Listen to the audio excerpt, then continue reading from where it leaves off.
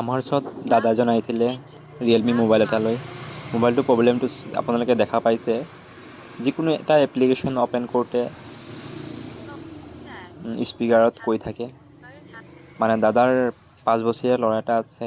মোবাইলটো মানে দি থৈছিলে। মোবাইলটো চলাই থাকোঁতে যিকোনো এটা অপশ্যন বা কিবা এটা অপশ্যন ক্লিক হৈ এনেকুৱা প্ৰব্লেম হৈ গ'ল। এতিয়া আমি এইটো প্ৰব্লেম কেনেকৈ দিছে মানে অপশ্যনটো অফ কৰিব পাৰি বা কেনেকুৱা প্ৰব্লেমটো ছল্ভ কৰিব পাৰি আমি আপোনালোকক কৈ দিম। আপোনালোকে মোবাইল দোকানত নাহি ঘৰতে নিজে এই অপশ্যনটো ডিচেবল কৰিব পাৰিব।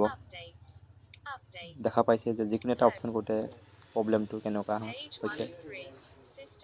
এই প্ৰব্লেমটো আচলতে টকবেক বুলি এটা অপশ্যন থাকে। এই টকবেকটো অন হোৱাৰ কাৰণে এইটো প্ৰব্লেম আহে। এই টকবেক অপশ্যনটো ভলিউম প্লাছ আৰু মাইনাছত আমি ডিচেবল কৰিব পাৰোঁ। এইটো আমি 3 ছেকেণ্ডৰ কাৰণে ধৰি ৰাখিম। ভলিউম প্লাছ আৰু মাইনাছ দেখিছেনে? এতিয়া অফ হয় বুলি মেছেজ নটিফিকেশ্যন আহি গৈছে। অলৰেডি অফ হৈ গ'ল। এতিয়া দেখিছেনে ধুনীয়াকৈ চলি আছে। এই অপশ্যনটো আমি ছেটিঙত গৈ কেনেকৈ মেনুৱেলি আমি অফ কৰিব পাৰোঁ সেইটো আপোনালোকক দেখাম। আমি ছেটিংছত আহিলোঁ, এডিশ্যনেল ছেটিঙত গ'লোঁ। এতিয়া এক্সেচিবিলিটি অপশ্যনত গ'লোঁ।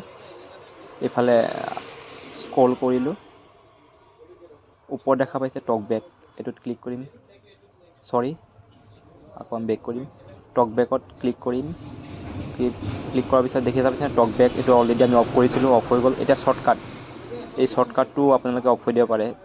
শ্বৰ্টকাটটো অফ কৰিলে আপোনালোকে ভলিউম প্লাছত মানে তেতিয়া নাহে আৰু প্ৰব্লেমটো। এতিয়া অলৰেডি আমি অফ কৰি দিলোঁ। শ্বৰ্টকাটটো অফ কৰি দিছোঁ। এতিয়া প্ৰব্লেমটো দেখা পাইছে ছল্ভ হৈ গ'ল।